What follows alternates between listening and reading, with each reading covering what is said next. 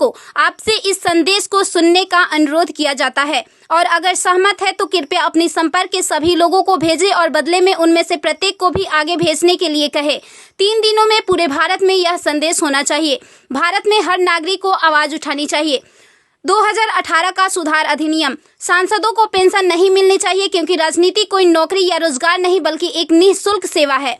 राजनीति लोक प्रतिनिधित्व अधिनियम के तहत एक चुनाव है। इसकी पुनर्निर्माण कर कोई सेवानिवृत्ति नहीं है, लेकिन उन्हें फिर से उसी स्थिति में फिर से चुना जा सकता है। वर्तमान में उन्हें पेंशन मिलती है सेवा के 5 साल होने पर। इसमें एक और बड़ी गड़बड़ी यह है कि अगर कोई व्यक्ति पहले पार्षद रहा हो, फिर विधायक बन जाए और फिर सांसद बन जाए तो उसे एक नहीं बल्कि 3-3 पेंशनें मिलती है। यह देश के नागरिकों के साथ बहुत बड़ा विश्वासघात है जो तुरंत बंद होना चाहिए। केंद्रीय वेतन आयोग के साथ संसद सदस्यों सांसदों का वेतन भत्ता संशोधित किया जाना चाहिए और इनको इनकम टैक्स के दायरे में लाया जाए।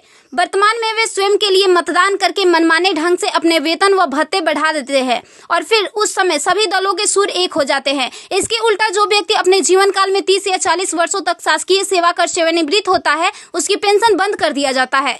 सांसदों को अपनी वर्तमान स्वास्थ्य देखभाल प्रणाली त्यागनी चाहिए और भारतीय जन स्वास्थ्य के समान स्वास्थ्य देखभाल प्रणाली में भाग लेना चाहिए।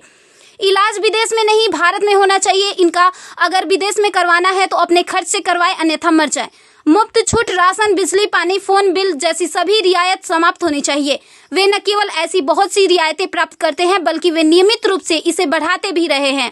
अपराधी नेताओं को चुनाव लड़ने से रोका जाए। संदिग्ध व्यक्तियों के साथ दंडित रिकॉर्ड, आपराधिक आरोप और दृढ़ संकल्प अतीत या वर्तमान को संसद से प्रतिबंधित किया जाना चाहिए। कार्यालय में राजनेताओं के कारण होने वाली वित्तीय हानि उनके परिवारों, नामांकित व्यक्तियों, संपत्तियों से वसूल की जानी चाहिए। सांसदों को भी सामान्य भारतीय लोगों पर लागू सभी कानूनों का समान रूप से पालन करना चाहिए। नागरिकों द्वारा एलपीजी गैस सब्सिडी का कोई समर्पण नहीं जब तक सांसदों और विधायकों को उपलब्ध सब्सिडी, संसद कैंटीन में सब्सिडी वाले भोजन सहित अन्य रियायतें वापस नहीं ले ली जाती।